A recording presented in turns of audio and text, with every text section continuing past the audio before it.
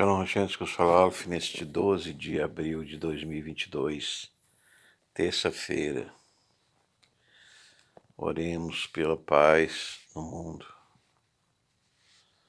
pelo equilíbrio. A Rússia, seus males, está em ação, em expansão, ameaçando a paz do mundo. Oremos pelo Senhor Jesus, pela paz de Israel, Jerusalém, de nossos irmãos pelo mundo afora, judeus, cristãos e inocentes que estão padecendo por esse egoísmo, por esta ganância desmedida da Rússia e seus aliados. Tenha misericórdia, Senhor Jesus, estabeleça o equilíbrio no mundo e a paz, principalmente o nosso país, debela a criminalidade e a miséria. Em nome de Jesus, amém. Vamos falar um pouco sobre o Santo Sudário.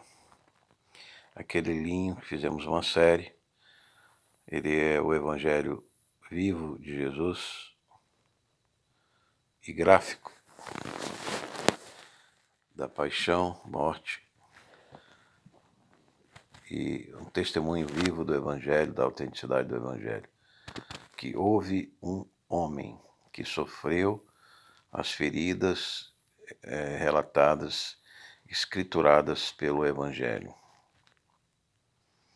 Todas aquelas feridas, seja a coroa, seja as bofetadas, cusparadas, ou a arrancada barba, estão no sudário. A relíquia cristã mais importante e mais estudada pela ciência que existe.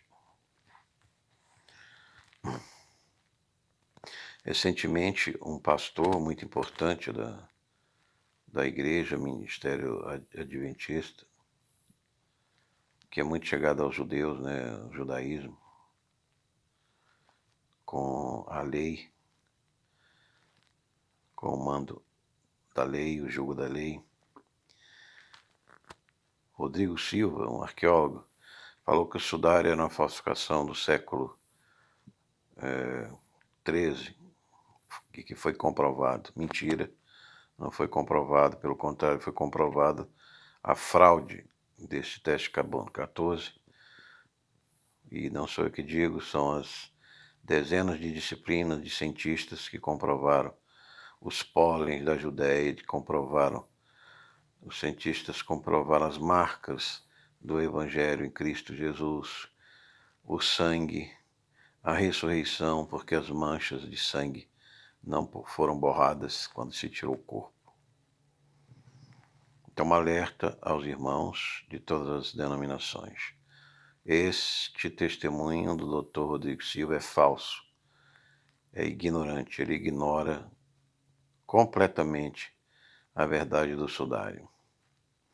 Ele falou numa entrevista que está na rede aí, causando muito dano à fé cristã. Bom, eu queria dar um bônus para aqueles que assistiram a série que eu publiquei, esse bônus e mais alguns esclarecimentos conclusivos sobre o sudário. O Espírito do Pai do nosso Redentor imprimiu em sua glória o momento inicial do processo de rematerialização viva do nosso corpo celeste de Jesus, invencível. Esta é a colheita da primícia após o sábado da Páscoa. E com a primícia de Cristo, Pentecoste, 7 sábados após, Jesus dominou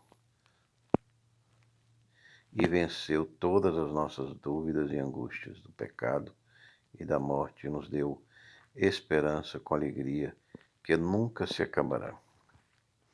Essa paz de ter vida eterna na sua redenção e justificação, ressurreição. O ser extraordinário que produziu a radiografia do sudário, que é Jesus, cumpriu a sua declaração. Tenho poder para dar e retomar a minha vida. Ninguém a toma de mim.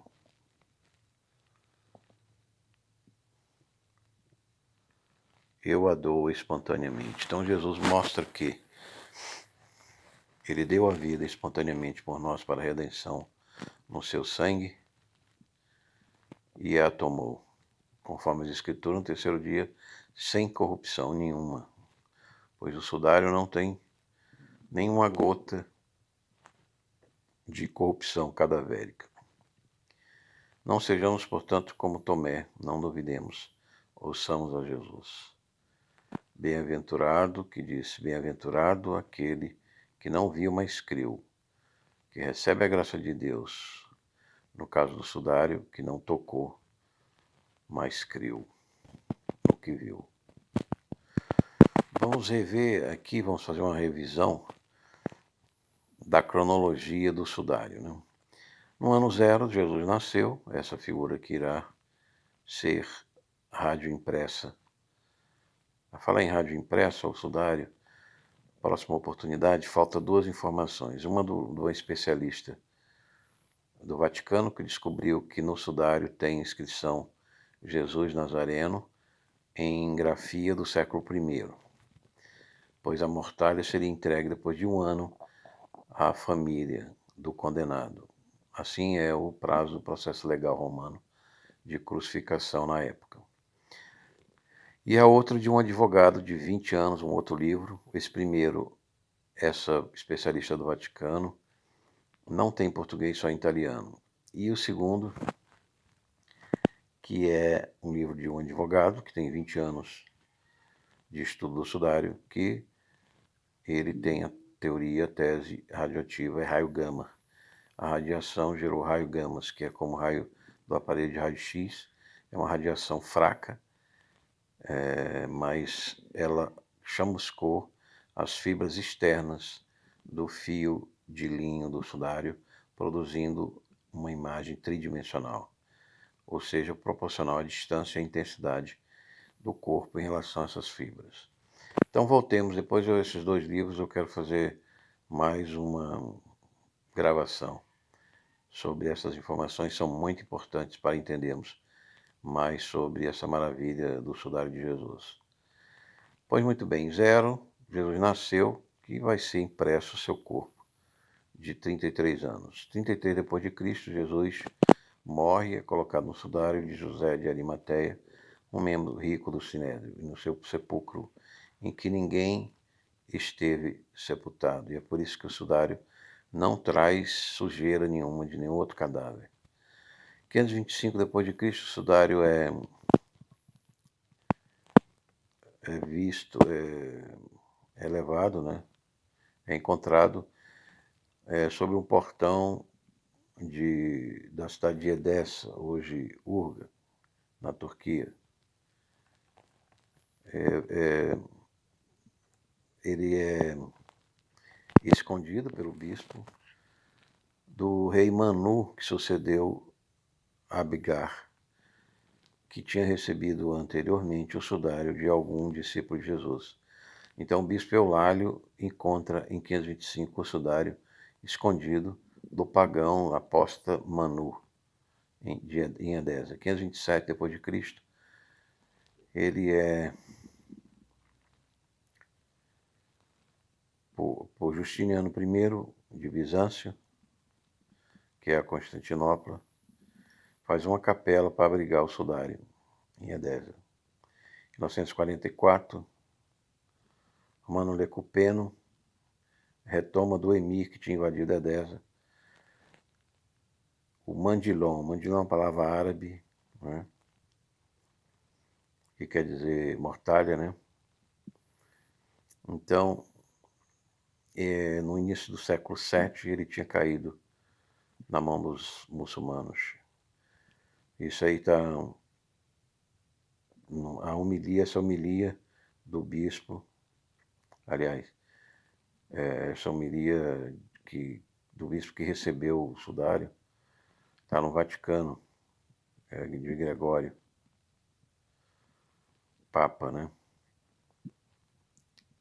Gregório, digo, o patriarca de Bizâncio, Constantinopla. E o Diocleciano, que foi posterior a Diocleciano, né? Lecupeno. Diocleciano, ele levou a sede do Império Romano para as cidades mais na costa da Itália. Tirou de Roma e depois de Diocleciano, Constantino leva para Constantinopla, que era Bizâncio, hoje na Turquia. Em 959, depois de Cristo, Constantino VII, numa carta, fala do Mandilhão, em Constantinopla. Em 1092, Aleixo I Comneno, numa carta a Roberto de Flandes, pede que este ocupe Constantinopla antes que os árabes e os mouros roubem o sudário. Já entra aqui Roberto de Flandes, né? A França, os franceses, os cruzados, já começam a rodear essa relíquia. Em 1147, o historiador João pede a Luís VII da França, o Belo, que Manuel I Comneno na igreja de Santa Maria de Blaquernes.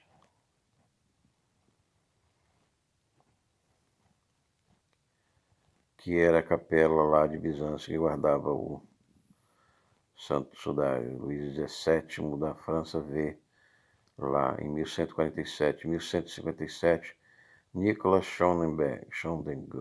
Schondesson, um abade da Islândia, o viu e descreveu entre as relíquias em Bizâncio ou Constantinopla. 1290, Alberto de Clary, da Quarta Cruzada,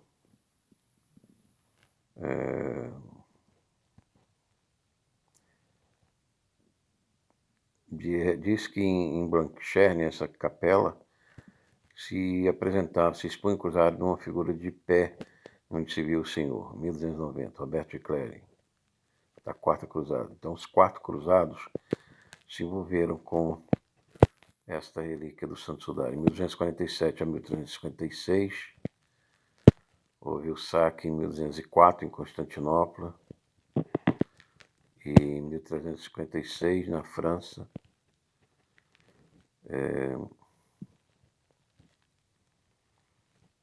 ele passa pela primeira exposição das relíquias, né? Então, em 150 anos aí, houve saques em Constantinopla de relíquias e terminou com a exposição do sudário na França. Como ele chegou na França? Em 1206, Otton e Ponce de la Roche pediu a Inocêncio III que pedisse a Otto de la Roche que entregasse o sudário. Então, esses cruzados da Quarta Cruzada já tinham na mão em Atenas, levaram para Atenas essa relíquia. E então, Aleixo V pediu a Inocêncio III que a devolvesse para ele, né? Então, os cruzados da Quarta já tinham saqueado o sudário de Constantinopla ao Bizâncio. Em 1305 aparece, então,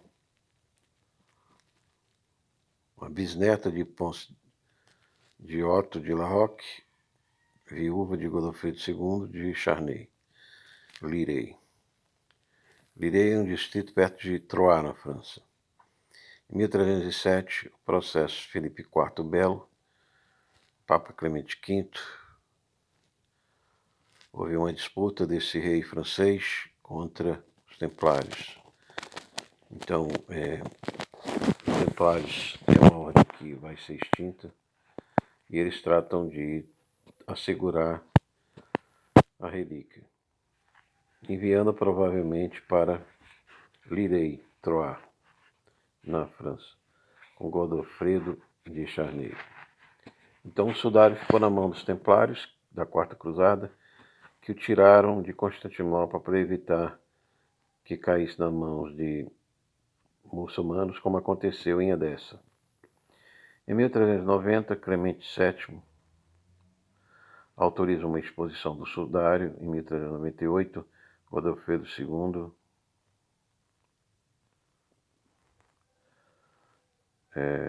uma parente, uma descendente, a Margarida, herda em 1390. Mas ela resolve doar para a Casa de Savoia, que tinha mais poderes, mais castelo, em 1453. Sai da família de Godofredo II e passa para a Casa de Savoia em 1453.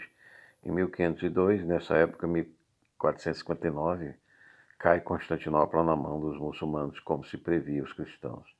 Em 1502, então, ele vai para a Capela de Chambéry, a Casa de Savoia, coloca na Capela de Chambéry.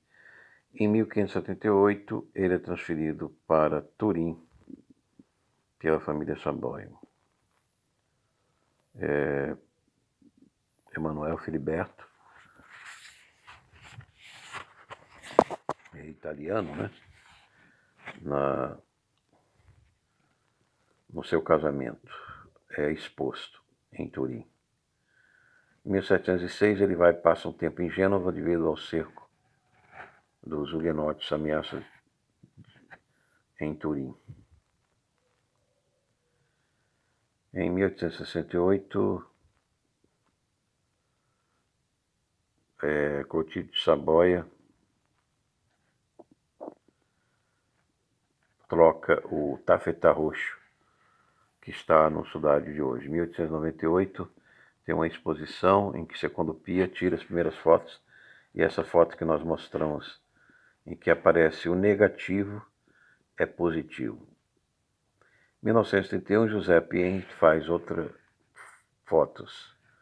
Em 1933, nova exposição. De 39 a 46, ele fica em Montegnemi, em Avellino, Itália, escondido no castelo de Montegnini, na Segunda Guerra Mundial. Em 1969,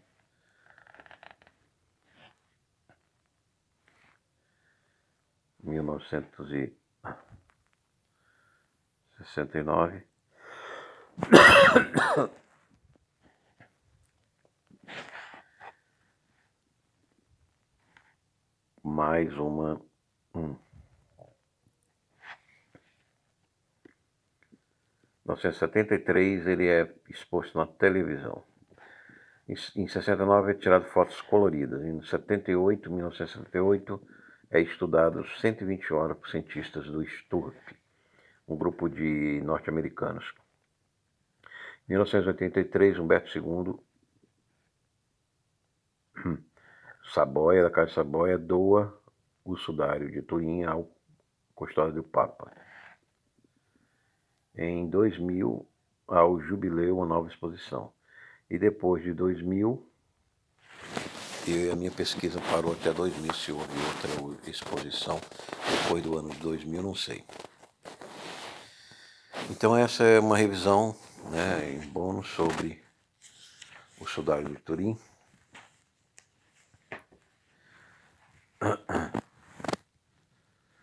E eu vou rever se a gente vai gravar mais informações importantes sobre o sudário de Turim, Nosso Senhor Jesus Cristo. Devemos carregar sua cruz até a nossa segunda morada, enquanto ele não vem para nos levar à terceira, nos transferir para a terceira. Então o sudário de Turim é a frente com Jesus, a barba, coroa de espinho, o sangramento da cruz, os calcanhares, os pés, as costas de Jesus, a marca da cruz, a coroa, as chicotadas dos romanos, exceto no lado da frente do coração, os pregos cravos da cruz nos pés, o cabelo comprido de Jesus em trança, que era a cultura da época judaica. Então, o homem perfeito que nós vemos no sudário Senhor Jesus Cristo. Aqui nós vemos osso da bacia, mostrando que a ressurreição ela trouxe um raio gama, a impressão do osso. Aqui também nos dentes, nós temos a impressão das raízes do dente. Também são outras evidências. Então vou ver se eu já falei sobre essas evidências e vou gravar mais uma fala, uma palestra sobre essas informações da veracidade conclusiva científica do sudário de Nosso Senhor Jesus Cristo. Shalom Hashem, que vos falou Aleph. Faço agora, como sempre, um apelo. Se você está vendo pela primeira vez, não conhecia o sudário, aceite o Senhor Jesus, esse que morreu na cruz por nossos pecados e ressuscitou para nossa justificação. Faça uma oração espontânea, como São Dimas na cruz, arrependendo dos seus pecados, reconhecendo Jesus como Messias, Senhor e Deus, Redentor nosso, e pedindo a Ele que lembre-se de ti no paraíso e na vinda do seu reino e na sua ressurreição. Creia, procure a igreja cristã, batismo. E você, meu irmão que assistiu, paz e graça do nosso Senhor Jesus Cristo, isso que vos falou Alf, oferecimento do Ministério da Cruz, Igreja Jesus, em nome do Pai, do Filho e do Espírito Santo. Abençoe Deus, Pai, Filho e Espírito Santo. Amém.